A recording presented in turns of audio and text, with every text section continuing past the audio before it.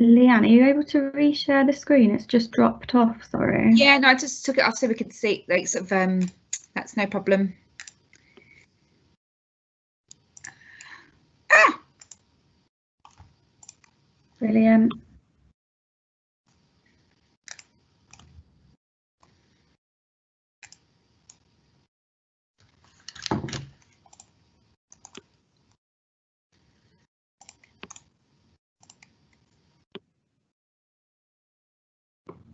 Okay, that's brilliant. That looks already then live.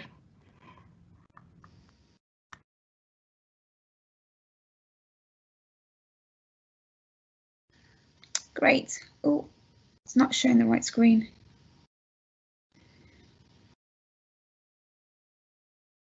Brilliant.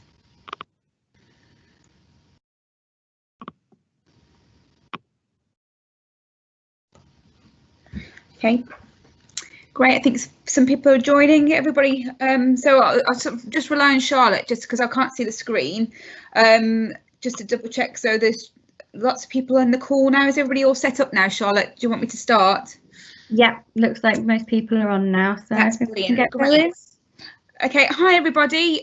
So I'm Leanne Brooks-Smith, Associate Director of Public Health, and we have Mamunata here from Public Health England, just sort of discussing the social care settings and responding to Covid-19. So we've had obviously quite a few risk assessments come through for social care, and we just want to just highlight some areas which have come up quite a lot. And when we see that come in the risk assessment, we just want to be clear on what the guidance is and what some of the recommendations are, just so that when we discuss something in a risk assessment, we just want to be really clear on what we mean. Then also, thankfully, a lot of people have sent questions via sort of their teams, via Taylor or Charlotte or Darren or Karina. And it's just basically been really helpful to take some of those questions. So I'll just take you through the presentation. So these are the areas we're going to cover. So we're going to have a bit about setting the scene, COVID symptoms, suspected cases and getting tested, hand hygiene, PPE and social distancing, and if a client becomes unwell, cleaning, use of bathrooms and communal areas, overnight clients, testing and symptoms, temperature checks, transport, what we learned from our schools and other settings, equipment, risk assessment structures and things to consider and things to remember. I'm hoping that as we go through the presentation, we'll cover most of your questions. So if I go past a section and you still have a burning question, do pop it into the chat box. And if you can't see the chat box, just sort of highlight to Charlotte that, you know, if you're having issues. Mamuna's also on the call, so she thankfully, amazingly has joined today, so she might pop in and out as well. Mamuna can just unmute yourself and then remute if you wish. We're going to circulate the presentation or circulate chapters of the presentation at the end, just so that it's easier for people to get access to them. That might take a few days, but so we'll just carry on through.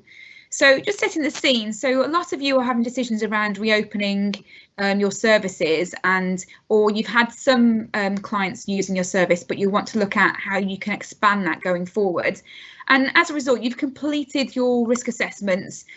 Those risk assessments still remain your responsibility to maintain and keep up to date as the guidance changes nationally.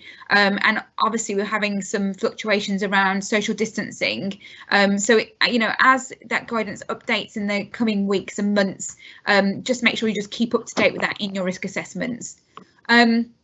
The service-wide risk assessments should also be accompanied by appropriate risk assessments for individuals based on adults or children that you're supporting, and where appropriate, include your social care working teams, just to make sure that sort of everyone's in the loop if there are particularly vulnerable or complex clients that you're supporting.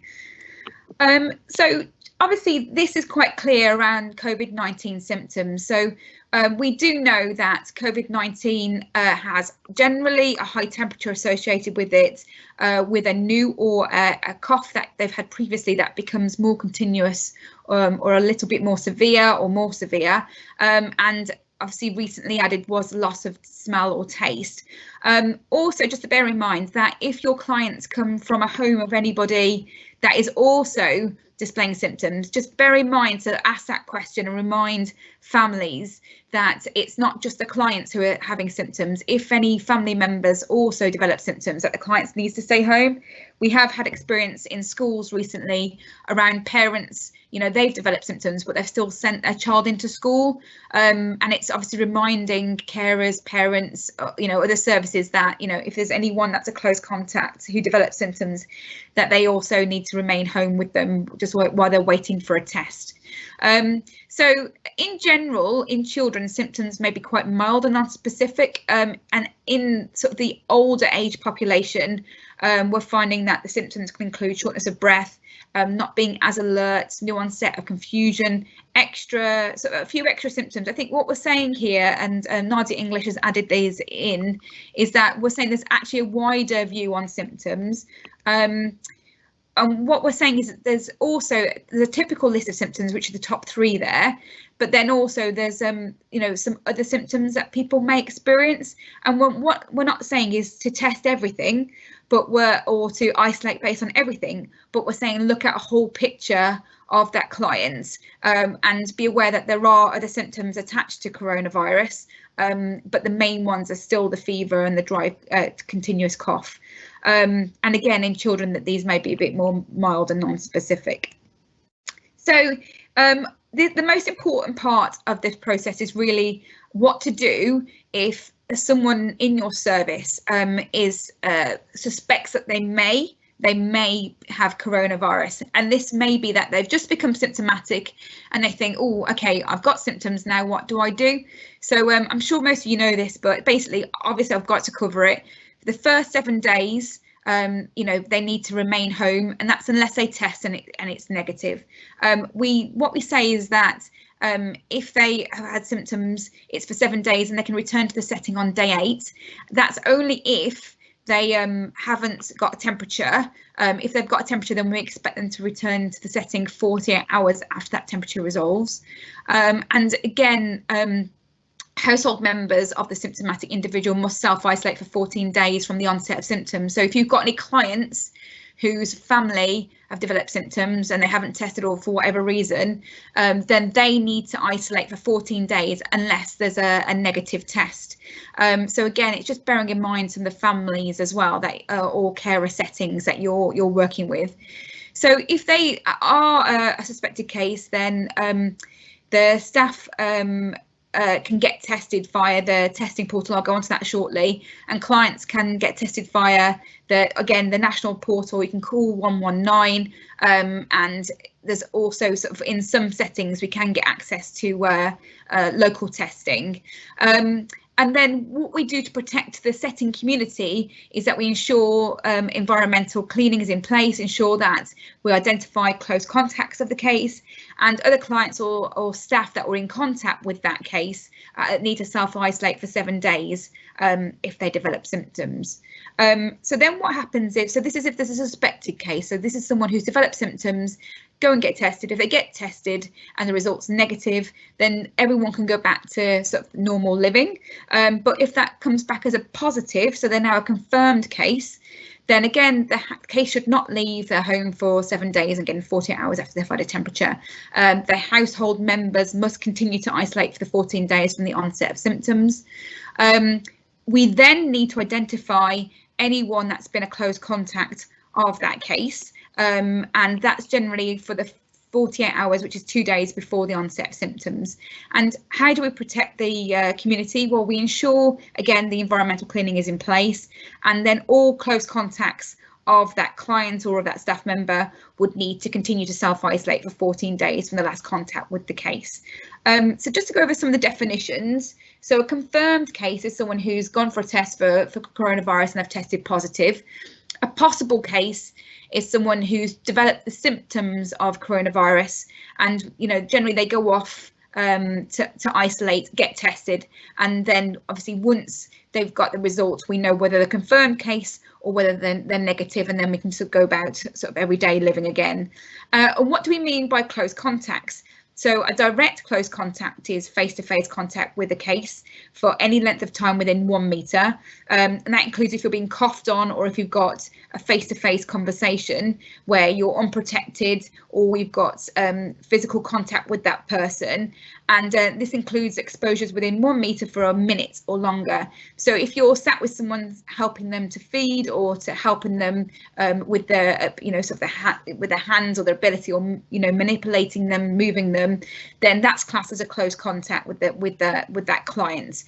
And then we've got proximity contacts. So that's whereby you've been within 2 metres but wider than 1 metre, and it's not been sort of face to face, not working with that person. And as a proximity contact, we're saying that you need to have sort of been in that proximity for about 15 minutes to become a close contact to that person. So for example, if you meet another member of staff in a corridor and you've just briefly had a conversation with them, if that conversation goes on for longer than 15 minutes and you're within 2 metres of each other, then you become a proximity contact. And then also our contact definitions is travelling in a small vehicle with a case. And again, we can take some questions on that at the end if anyone has any queries on that. What happens, and we need to make settings aware of outbreaks. So if you have 2 people with symptoms or 2 confirmed cases in your setting, that is by definition an outbreak, and we need to, as a team, support you around that and understand what's happening at your settings. We would expect you to report outbreaks as soon as possible to your health protection teams at Public Health England, and to do that you call this number and you dial option 0 and option 2. Also you can email dphadmin@warwickshire.gov.uk. Please do the bottom dphadmin@warwickshire.gov.uk if you've got any questions or queries. So you don't actually have to wait for it to be 2 cases with symptoms. You can just email that address about any query you've got in your setting. If you've got 1 person with symptoms, if you've got a person whose family member has symptoms, you're not sure whether they can come to work or not. If you've got any situation that you want to have clarified, use that bottom email address, dphadmin. I've just seen a question come across. Will you get this presentation at the end? Yes, you will, and we will be sharing this. Yeah. So how do I get tested? So there's 2 ways. There's 2 national portals. One is the Ask for a Corona Test link, and one is Apply Coronavirus Test Essential Workers link, or you can dial 119. And on that comes up this screen. You just click on it, test sites in England, or you can select request home test kit. The only problem with this is that the home test kit can take a few days. So if you're a setting that really desperately needs to know whether any of your cases are positive, we would advise that we get clients tested via the testing centres rather than wait for a home test kit. So just make sure that you look to try and get the test kit where possible. Do you need to isolate for 14 days after being in contact with a confirmed case if you get a negative result? No, you don't. So once the negative result comes through, you can just go about as normal. We just wait for the negative result. I'm sure most of you know this. We've got action cards which we'll send out. I know most of your settings have already had this already. So around hand washing, it should take at least sort of 15 seconds for steps 3 to 8, and then also using hand rubs, and we can circulate some of these. So when we talk about hand hygiene, these are the posters. This is the information we're expecting you and your staff to be following as you do your hand washing and as you use any hand rubs. PPE. So all staff should be adequately trained on how to safely put on and take off your PPE. And we do actually have some action cards around that, of how to correctly put on your gloves, how to correctly put on your aprons, and how to correctly put on any face masks. Gloves and aprons should be worn as per usual practice and always when providing care and changing between clients. And additional PPE, such as fluid-resistant face masks, can also be referred to as FFP2s, and eye protection if there's a risk of splashing. So what we're saying is if I move down to action 1, which is around adults, if you're providing any care and you're with an adult where you cannot keep a 2-metre distance, then staff should be adequately wearing the PPE, which is gloves and aprons and a fluid repellent mask. And that's for any adults that you're supporting within 2 meters. Now, children are different because we do know that transmission is lower in children, and in that case, masks and eye protection are expected to be used if they're already being used for certain activities. And if a child has symptoms and needs to be cared within a 2 meter distance, and that can't be maintained. So if the child is showing symptoms of coronavirus, then you would be expected to wear PPE if you cannot maintain a 2 meter distance. And then also there's the sort of extra value of, if there is a child that has complex needs or has complex situation, whereby you want to just review whether the PPE is right, you can do that and do some risk assessments for any clients or any children, just to make sure that the PPE level you have for that child or adult is correct. So in summary, what we're saying is that adults, PPE if you're within 2 meter distance, and we would expect you to try and maintain that 2 meter distance wherever possible. For children, we don't recommend PPE within 2 meters unless you were already using PPE for certain activities, or unless your risk assessment dictates that you should be wearing PPE. And again, if you're doing any aerosol generating procedures, then you would need to have an even further advanced level of PPE, which is FFP3s around the masks. But I wouldn't expect anybody within these settings to be doing aerosol generating procedures such as suctioning. But if you are, do get in contact if you want some further support around that. But I'd imagine you've generally got your own guidance for that, but do get in contact. So as I've mentioned, we've got action cards around putting on PPE. So on the left, it's like how to put on your face mask, how to put on your goggles, how to put on your gloves, and the same on the right. Aprons and gloves are always single use. Masks should be well fitted, covering both the nose and the mouth, and should be disposed of if they become moist, damaged or soiled, or if a staff member takes a break in between households, buildings, etc. Otherwise, they can be used for about 2 to 6 hours. So when you're using your PPE, we're not expecting you to be constantly replacing your PPE. You can use it for a space of 2 to 6 hours. A lot of sites are using visors and eye protection. We're stating that actually the visors and eye protection are interchangeable, but we aren't stating that visors should be replacing masks. So it's just being quite clear where you do or do not need to have eye protection. And then obviously dispose of masks or eye protection as clinical waste, and perform hand hygiene after you've used them. And we can share a lot of these guides and action cards after this presentation. What do you do if a client becomes unwell whilst at the setting? So this does happen quite a lot. So I was expecting actually to be quite a few clients would not become unwell, that they would be unwell as they come in, and that's not the case. Actually, in schools we're seeing children who arrive in quite well and throughout the morning do become quite unwell. So if a client becomes unwell, then they should be moved to a room where they can be isolated behind a closed door if possible. If not, then they should be moved to at least a space that's 2 meters away from other people. And after they've left the space, then all touch points in the room should be clean. So things like railings or handles, or the seat holders, etc. If they need direct personal care until they can return home or to their setting at their care setting, if a distance of 2 meters cannot be maintained, then obviously, based on the previous slide, disposable gloves, disposable apron and a fluent repellent mask should be worn by the supervising or supporting adult. If a risk assessment deems that there's a risk of splashing to the eyes, things like spitting, for example, then eye protections such as visors or goggles should be worn. If the client needs to go to the bathroom while they're waiting to be collected, ideally that should be for a separate bathroom if possible, and the bathroom should be cleaned and disinfected using standard cleaning products after they've left, and we'll be covering that shortly as well around cleaning and disinfecting and what I mean. Obviously, in an emergency, call 999 if they're seriously ill.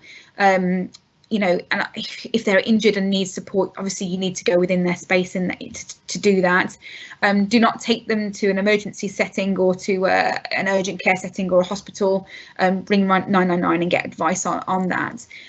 If a member of staff has helped someone with symptoms, they don't need to go home and self-isolate unless that person then is seen as being positive.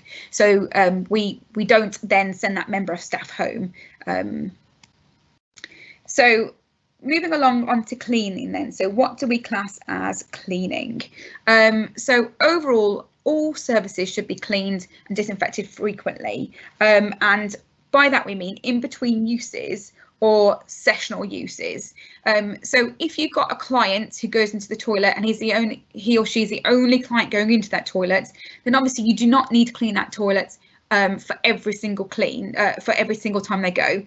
You can literally clean that toilet after they've finished their session. And by cleaning, we mean high contact areas such as taps and door handles. We don't mean the whole thing has to be cleaned top to bottom and deep cleaned. What we're saying is that it's all areas that client would have touched or come into contact with, which then could transfer any sort of virus from their hands to the item, and from that item to someone else's hands. So we're not expecting an intensive deep clean. Well, when it comes to equipment that you're using on site, obviously we would expect you to clean the equipment between use, and where possible try not to share equipment if you can. And this actually includes things like cleaning items. So if you've got sort of the same mop and bucket that everyone's using, that also needs to be cleaned between between uses. So use either a combined detergent disinfectant solution, and the dilution is 1,000 parts per million. And some people will be using alternative disinfectants. Just make sure that they're effective against enveloped viruses, and obviously read all the guidance on the back of your sort of instruction manuals. And at the bottom there is the link on exactly sort of the different types of cleaning and cleaning instructions, and that goes into a lot more detail. So ultimately what we're saying is that if a client is only sort of using it, is only one person using it, you don't have to clean it between every single use. And if also you're a child setting and you've got a group of children who are using the same toilets and they're all playing together and as part of the setting, then obviously you don't have to clean that between each use. You can clean it before they come in and then after the group leave. And also if you've got sort of any groupings whereby you're together. So if you've got a carer and a client, then you don't have to clean it between the carer either, because they're working together. It's just either sessional or after each client if there's multiple clients using that toilet facility. So, like I say, the concerns are between the transmission of the virus from the hands of one client or staff to the hands of another, and as such, cleaning prevents that transmission, as we discussed, handles, taps, toilet handles. And as I've just mentioned, if they're in the same group or bubble, then we can just do it at the end of each session. If you've got overnight clients, what we can do is, if they're going to be there for quite some period of time, is just understand exactly what their set area is for them and their support staff. And again, we've just discussed all the stuff around PPE and what PPE people should use. And again, if it's within 2 meters, they should be wearing full PPE. If it's outside of 2 meters, then they don't. And it's just seeing around cleaning of those areas, just making sure right touch points. So if they're using a bed in a room and all the rest of it, it's just clearing all the touch points that person would have come into contact with at the end of the session that they've stayed overnight. It doesn't have to be sort of as they come in and out of the bathroom and as they're coming out in certain areas. It can be just at the end of their session. So checks of staff and clients and testing. So obviously no staff or client should be attending any settings if them or any of their household have developed symptoms. In all of the risk assessments, everyone has mentioned that they are planning on temperature checking all of their clients before they start the service. Mamuna's, if you're happy to jump in at any point, and what we're saying is that around this is when you're working with your clients, it is good to check symptoms, which would include things like feeling general unwell. So obviously, if your client can't communicate that to you, that they feel quite unwell, it's sort of knowing your clients and getting to know your clients and seeing that they don't see themselves, and that's mostly around temperature, where they show any signs of breathlessness or systemic unwell in general, and it's just being quite alert to being unwell in general. Go on, Marina. Sorry, just to add, I think you're absolutely right. I know that a lot of care homes are doing temperature checks, but that's not temperature check in of itself of people who are not ill. Is not a very sensitive tool to picking up COVID cases. But as you're saying, if there's a change in situation, if somebody was well previously and they developed a temperature, that could be quite significant. So temperature symptom check in people who are showing some symptoms would be really helpful. A PHE does not routinely recommend temperature checking of all residents, who are well. But if you want to do it, there's no problem. But I think it would be, if you're trying to pick up COVID cases and asymptomatic individuals, that's not a very sensitive tool. Symptom check is a better one. Yeah, and then also to add, sort of when you temperature check somebody, that doesn't necessarily mean that they may not have or develop other symptoms throughout that time. So don't use that as a false sense of security either. Obviously, just because everyone in your setting had, a fine temperature when they started the day, you don't want that then to affect how your other measures around preventing transmission, like keeping your distance and wearing your PPE, etc. Also, we had a discussion. I think a lot of areas are looking at testing clients or requesting clients to be tested. We are saying that we are not routinely recommending that at this time, and I think that covers things that Mamuna has said. Some areas may use that, but we are not recommending testing for COVID either, for short-term stays but if the client has come from a certain setting, or if there's something else that you want to review, it's worth doing a risk assessment on where clients are coming from. I'm not sure, Mamoon, if you want to talk on that as well. Yeah, just need check. to go live to Mamuna, I think. Charlotte, would you need to just transfer it over? No, it's okay. I think just to add, can people hear me? Not yet. I think Charlotte just needs to. Okay. Can people hear me? Okay, so I don't know, Charlotte, if I'm now audible, but okay. So just a couple of points really. One is around people who are being discharged from the hospital should have been tested prior to discharge. That's the national policy, and trust should be doing that. I think if somebody's coming into the care home temporarily or for a brief period, and they are going to be socially distanced from other residents, and the staff are going to be wearing PPE, then that's appropriate. You don't have, even if you don't test and there's not a high risk.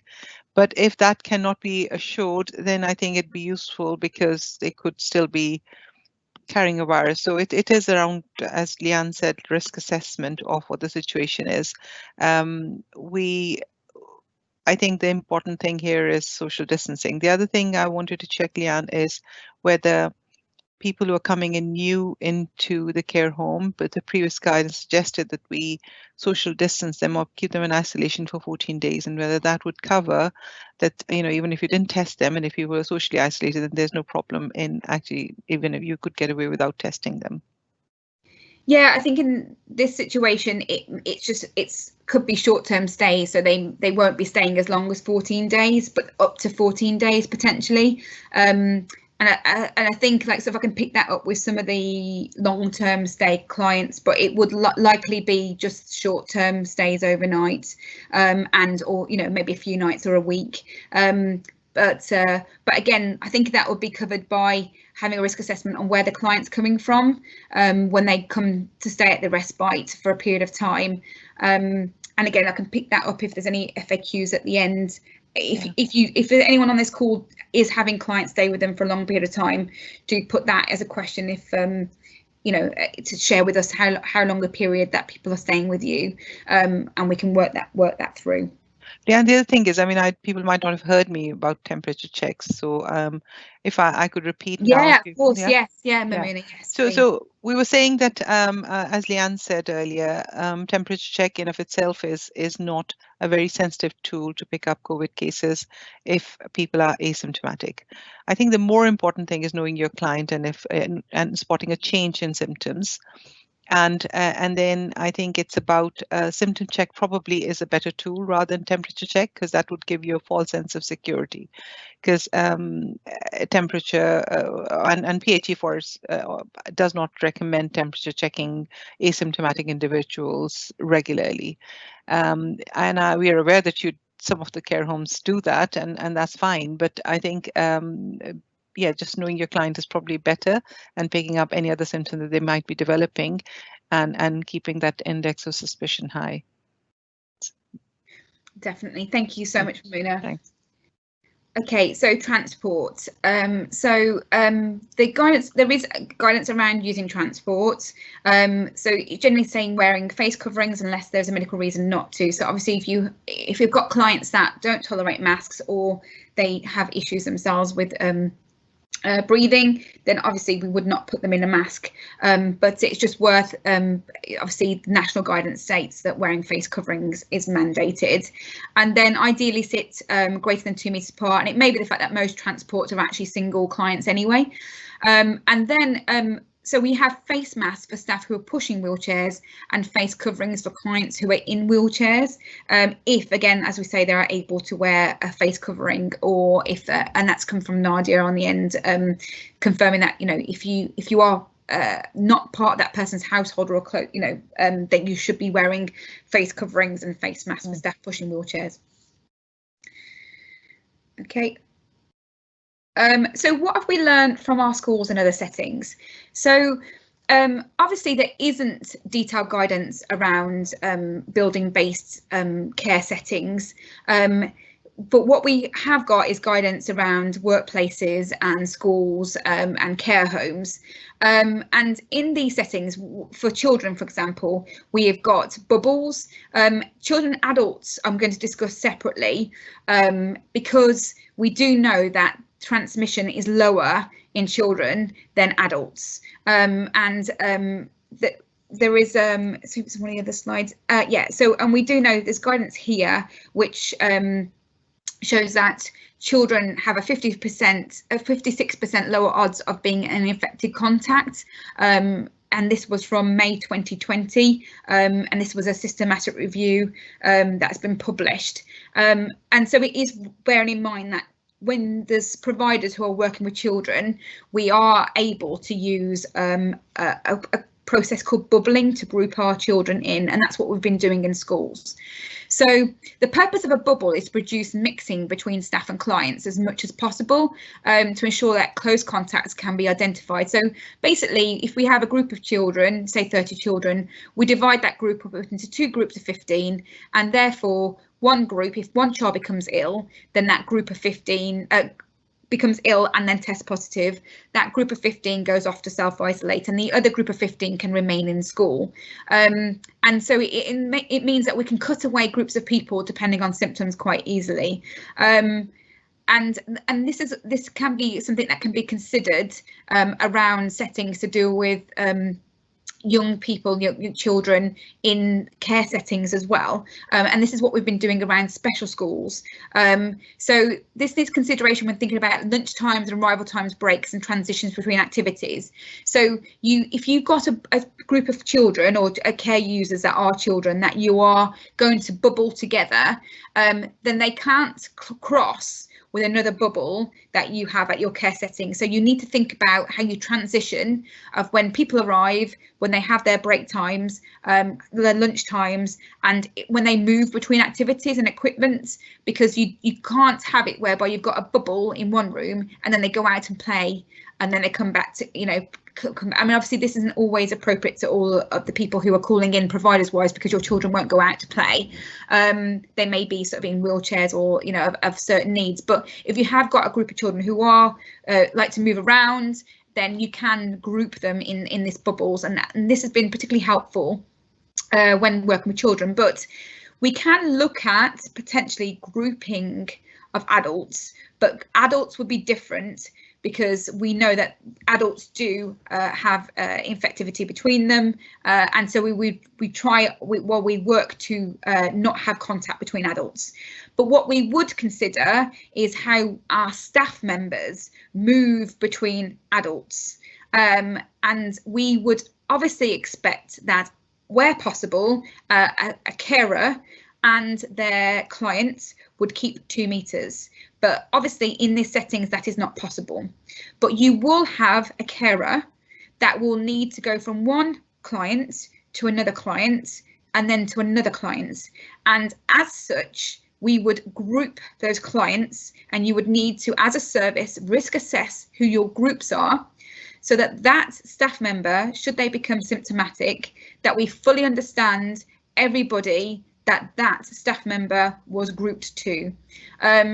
We would not advise, or ideally not advise, groupings of people together like we do children, whereby the clients sit together or work together at close vicinity.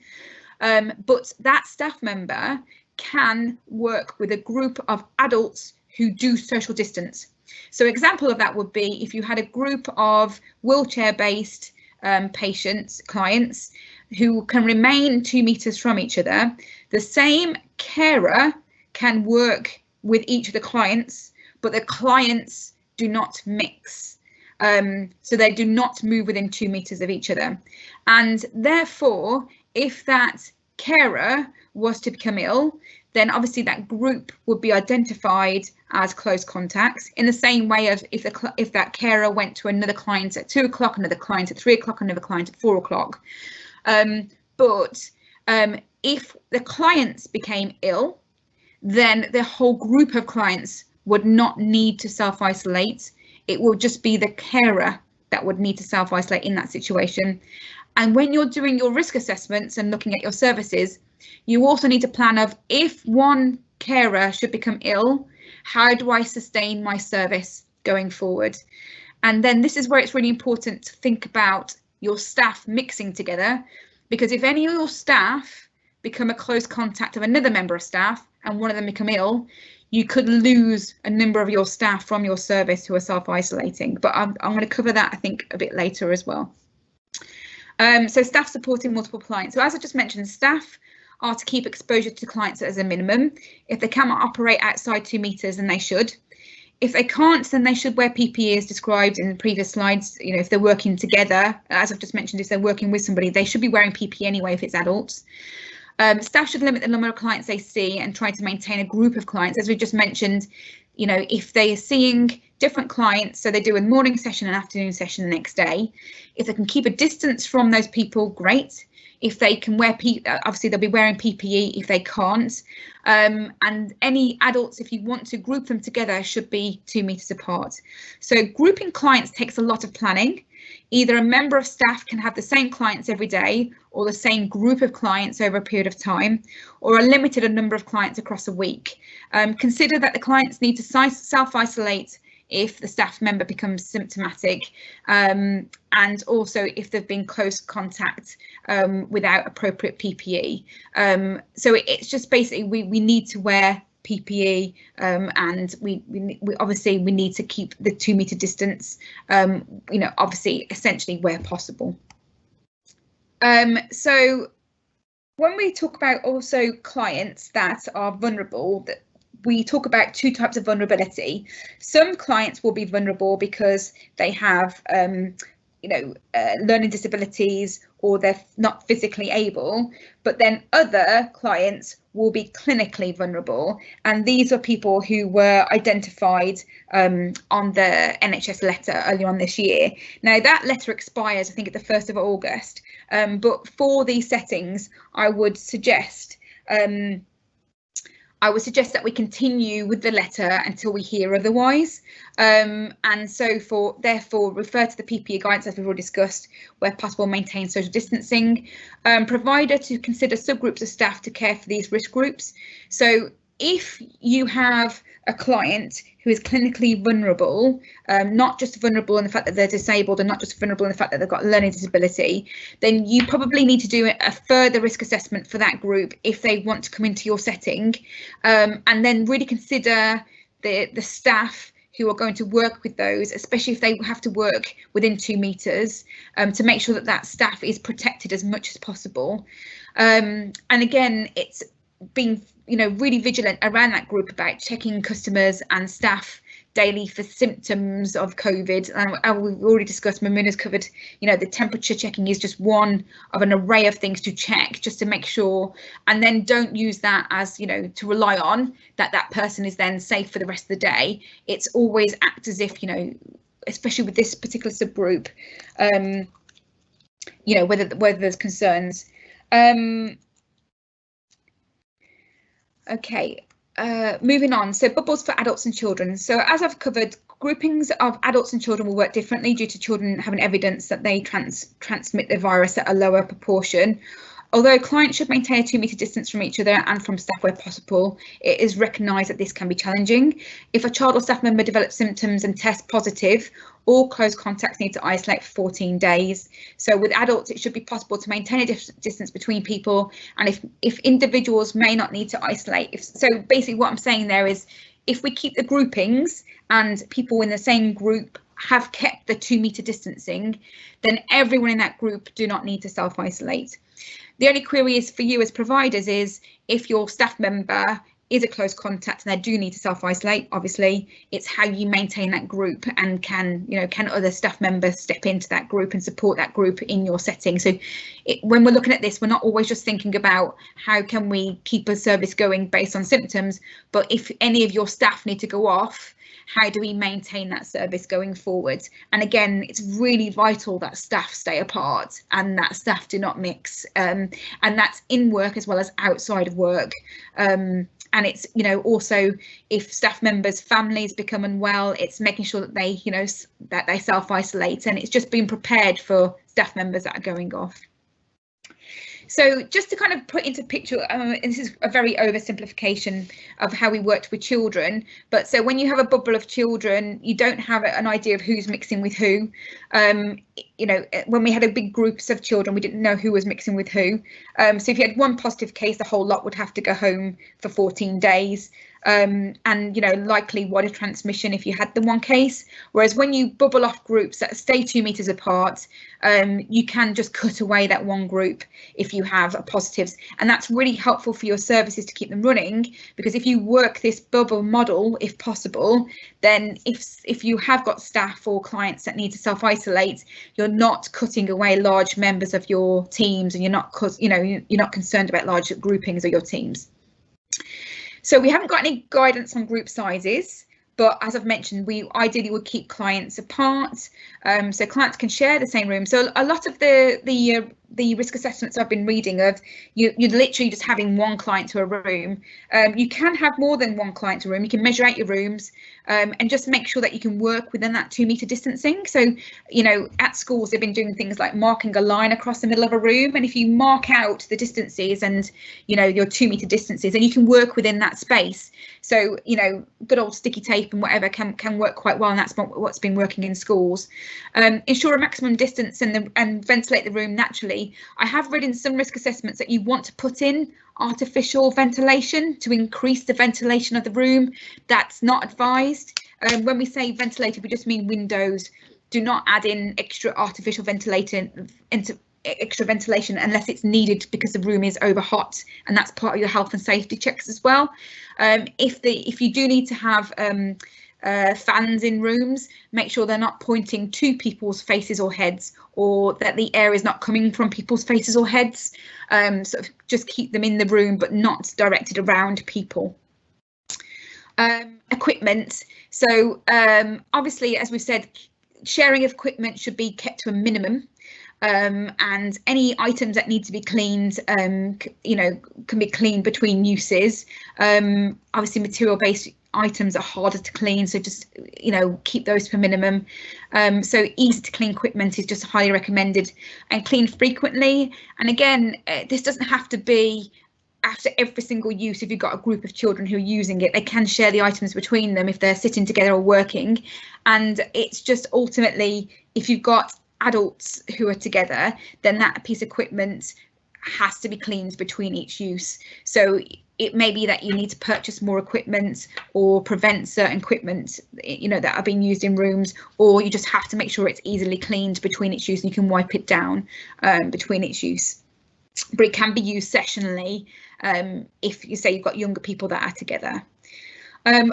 The risk assessment, so this is the structure. If you sort of click on this, there's a few different structures, and I've looked at quite a few. So everyone who submitted your risk assessments, you've all got different risk assessments, and I think just using the headings that we've put here around key things to consider, like the environment, safe travel, meals, good hygiene, use of shared cleaning, use of shared areas, cleaning, checking, testing, PPE, and staff safety.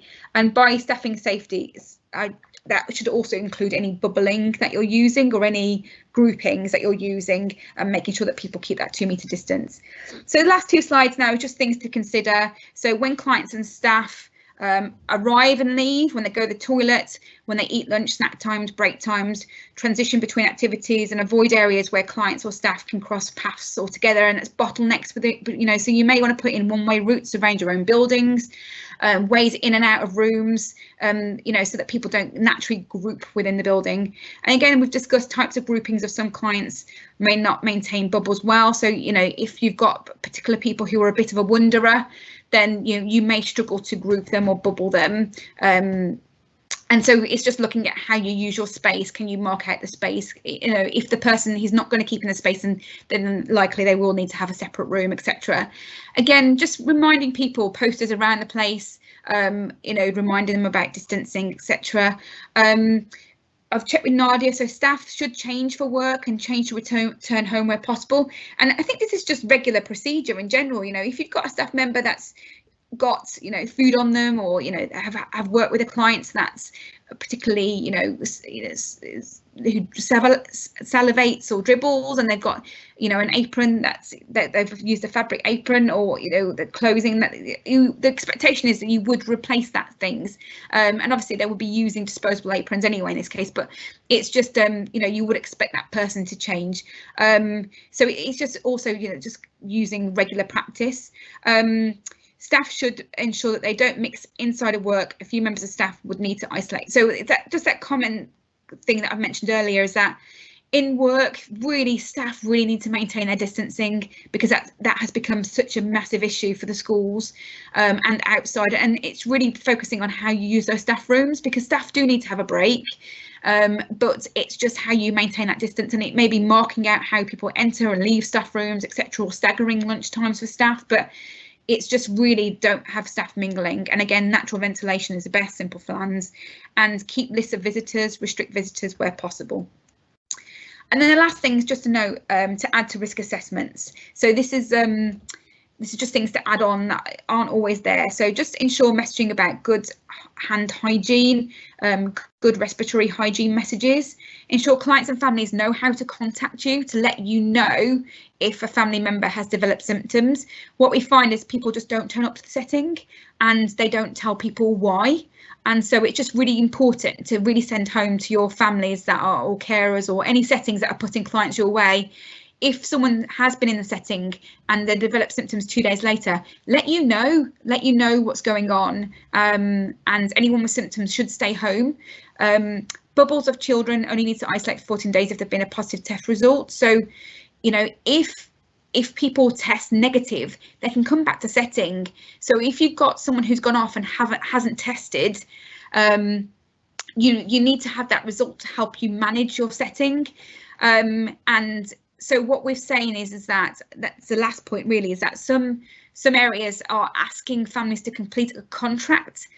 So it may be verbal, you know, just an email to confirm that if their family member or client attends your setting, that if they develop symptoms of coronavirus, and they will get their client tested or their care, the person they're caring for tested, and that's really important because we can't have people who've developed symptoms go off and then not get tested because it actually has an impact on how you run your site.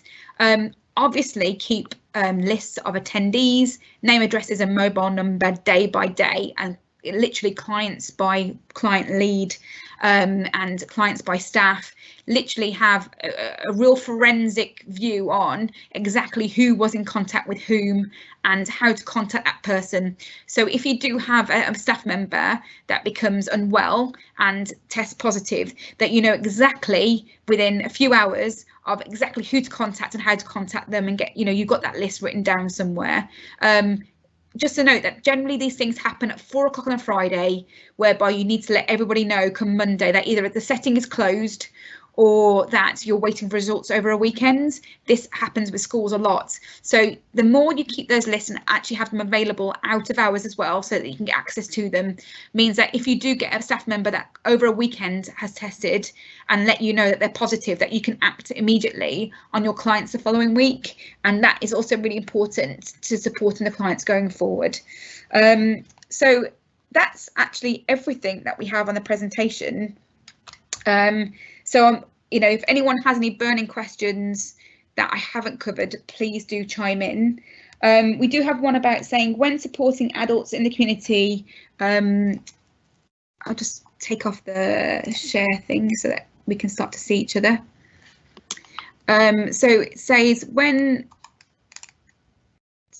if I turn off my share, is that better? Can people see me? Yeah. Yeah. Okay, it's fine. So when supporting adults in the community, do support staff still need to wear aprons?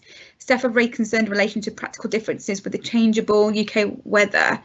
So I'm presuming that in this case, the person's gone into a setting, and if so, they would put the apron on once they get into the setting, and then they would take the apron off. They're single-use aprons and gloves. So they shouldn't be outside unless they're working outside and the apron gets wet. So they're doing an outdoor activity with a client and the apron gets wet. And if so, I wouldn't see a problem with them changing that apron so that because the apron's wet. But I'm not sure if I've read that right. So if there's anyone that has an issue, please type that in and add that extra detail. But I would say it would make sense to change that apron because they are single-use aprons. The mask might be different. If a mask gets wet, obviously we would normally use that for a session.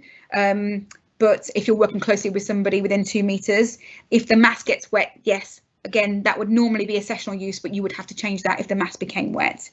I think that answers that. I'm not sure whether my app is updating. So is there any other questions that I can't see? While you're looking at the question, shall I just yes, of course. I think. Yeah, of course. Yes, thank you, Mamuna. Yes. Thanks. Just to say that people, obviously, we've been dealing with care homes firsthand, and I'm amazed at the kind of work people have done and how good they've been. They've done a really good job.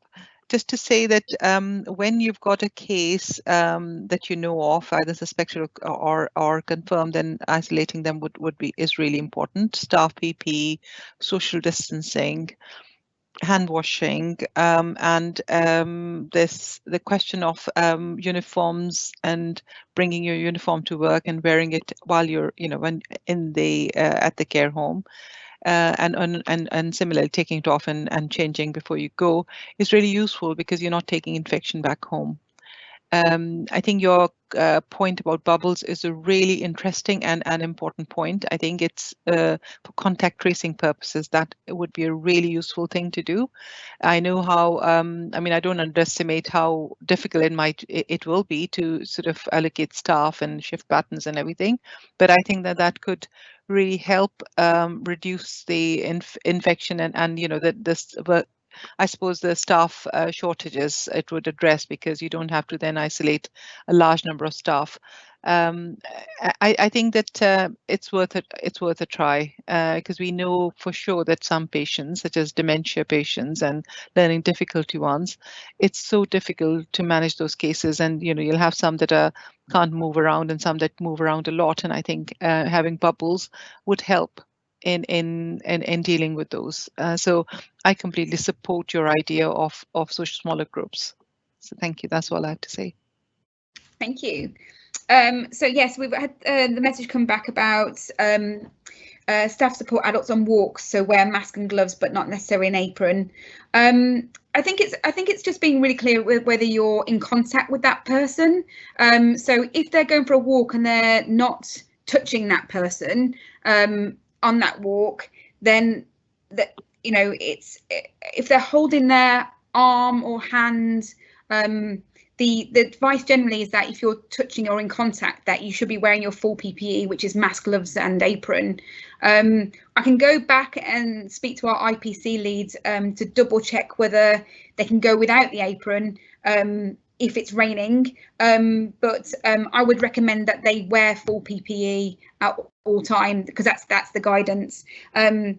So I can go away and double check that one, but I would say at this time keep to the guidance. If you're not in contact with the person and you're walking with them, you don't have to wear the gloves or the apron. You just have to wear the mask. If so it's just basically keeping that you're not in contact with them. You're not doing any direct care.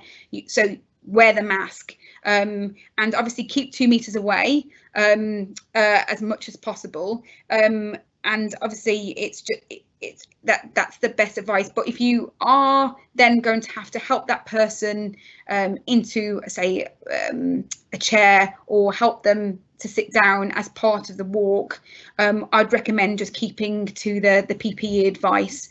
So I guess plan what the whole walk could mean. If it may be the fact that it's only part of the walk, like as I sit down, that you would need to touch them, then you can always put the mask on, put the apron on, help them sit down, and take it off again. And I know that will feel uncomfortable, but that's the guidance, that if you're touching somebody or making contact with somebody, that is the expectation. So if you can do that, if that helps the process, then that may be the way around that, because the guidance is if you're not touching, then you don't have to. So you mentioned about testing of individuals which you're familiar with. Are there any local updates and availability of antibody testing? Fortunately not right now, nothing. But as soon as we do, have anything, chances are you'll hear about it before I do on the news of when it becomes available, and that's generally how it happens. So I'll hear that come Friday that antibody test will be available for a certain age, and then over those 48 hours I'll be doing catch up and contacting services and letting them know that that's the guidance and how we plan to work it out locally. So as soon as we hear of something, I will let people know, and that's just me being honest, as that's how it's working in some instances. I think that's all the questions so far. Oh, okay, we've got some more. Are you recommending that staff working within day opportunities and supporting living should change clothing for work? If so, does this require a designated area for staff to use? That's a good point, around somewhere for people to go and get changed. If there isn't anywhere for people to get changed, I guess it's just working through that as your venues is.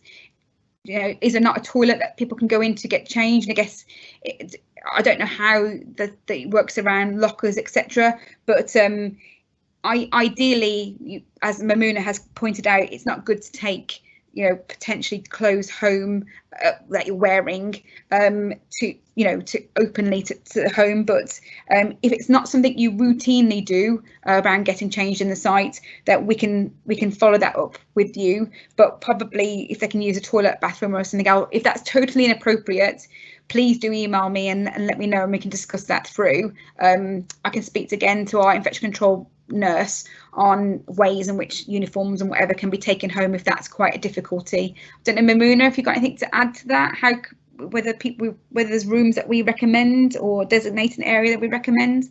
Unfortunately not. I think we probably think it's a good thing to pick up later. Yeah. Okay. Any more questions? Just watching the link, I think.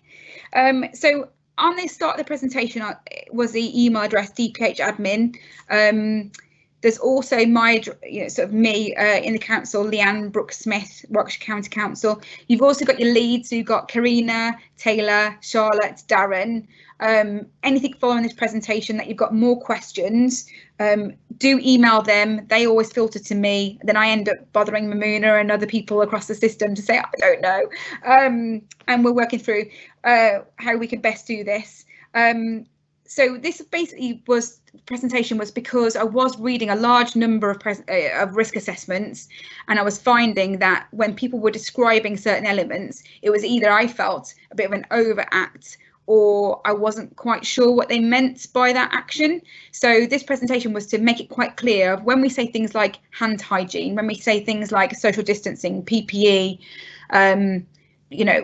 what we actually mean by that. And when we mean cleaning, we mean touch points. We don't mean the whole area has to be, steam cleaned or disinfected. It's mainly the touch points. Obviously, still needs to be cleaned, but it's just for the purposes of services. It just needs to mostly be the touch points in the immediate term.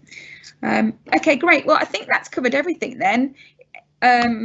No more questions coming through, so I think that's a good sign. Yeah, and like I say, any questions, send it to your teams. And thank you, Charlotte, for arranging the session. Amazing work, and the work that Taylor, Charlotte, Karina and Darren do with their teams every day supporting the mutual aid. Amazing work. Thank you so much. And Mamuna, thank you so much for dialing in and providing expert advice on this. That's been absolutely brilliant. Thank you all. Thank you very much. Thank you, Charlotte, Leanne. Thanks. Bye-bye. Diane, thank you. Cheers. Cheers. Bye.